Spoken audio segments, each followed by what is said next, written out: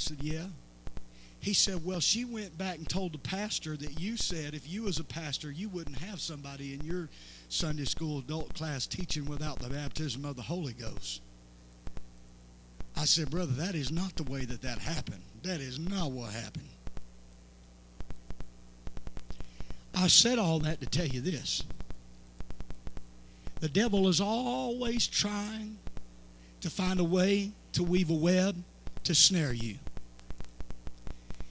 Says Tracy, here we are. We're having a fantastic revival. The power of God's moving, and all he needed was one person. All the devil needed was one person to sow discord. He found that one person that he could use to sow discord. You know what I learned from that? And this is what I wanted to point out. You got to become smart enough to recognize when the devil is coming and trying to bring things. So since that time, I learned something from that. I'm a lot more careful than to get drug into somebody's junk or to be used as a pawn for somebody else. Now when I have people ask me questions like that, I'll ask them right back. So you're not referring to anything particular, are you? Because I just want you to know I'm not getting involved in junk like that again. But you see what happens to a lot of Christians? They go through stuff, and I've preached this before, but you get caught with the same old left-hand jab from the devil every time. It seemed like every time you turn around, you're getting snubbed and you're getting caught with the same old stuff. And you say, I just can't help myself. I tell you what you need to do. You need to get it on the altar and begin to pray and say, God, this is my weakness. This is my problem. And this is the thing the devil keeps snaring me with. And ask God to give you strength over it so that you can overcome. Let me tell you this.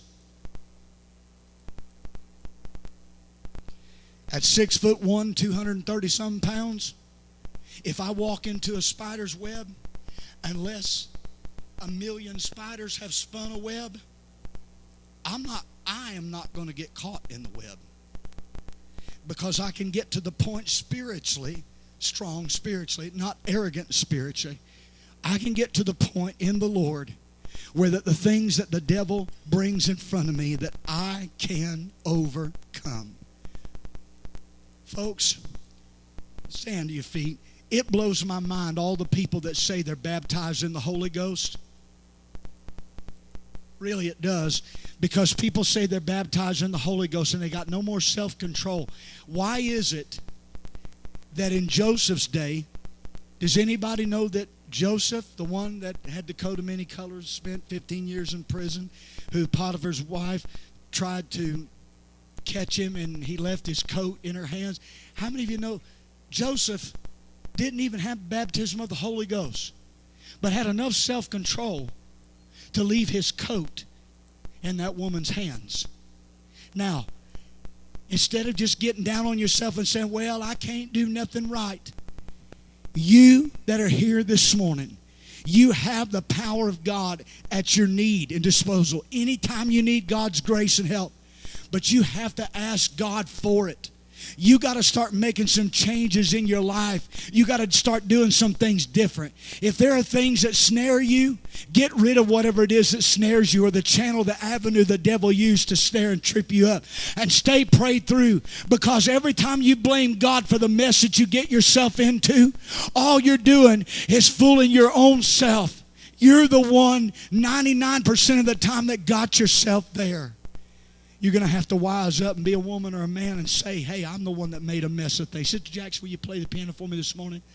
I'm going to give you an opportunity here this morning to be able to pray. And see, it might not be you, Sister Betty. It could be somebody in your family. I don't know, or it may be you. It might be somebody that you know of that's been struggling with something, and you know that are you listening to me? You ever meet anybody? It's like every 3 months. They fall into the same thing. And then they do good for a little while, and then every 3 months they fall back in the same thing. That cycle of defeat can be broken. And I believe that if you and I will stand in the gap and make up the hedge for those, they won't have to continually get caught in the web of the devil. You won't have to be caught in the trap he's laid for you. Derek, it's probably a weird thing to think of, but even while you're sleeping, the devil's trying to find some way that everything that mom and dad's ever taught you, every right thing, trying to find some way to snare you and trip you up. As sure as I'm standing here this morning, I'm going to give you an opportunity to get down on your knees and begin to pray and say, God, help me. Maybe that snare for you is just depression. Maybe it seemed like every time you turn around, you're fighting that same depression. I had one sister, she preached. She was a good preacher and a great sister, lived a good life. She told me that her biggest battle was fear. She said, I'm always fearful of so many different things. I don't know what that snare is, but I believe the devil knows. And if you don't overcome it, and you don't put it on the altar and pray through over it, you might be clean today. You might be doing good now. But before you know it, you're going to be right back where you were. You're going to have to make some decisions to break that binding force in your life. If it's addiction, drug addiction, alcohol addiction, or some other thing, it's time to avoid the webs that the enemy has spun in your life. Use a little bit of wisdom of how that you can stay out of the devices of the devil.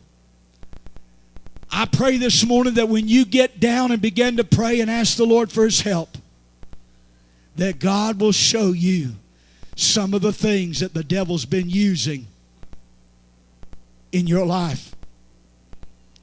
Mamas and daddies, you better be on high alert.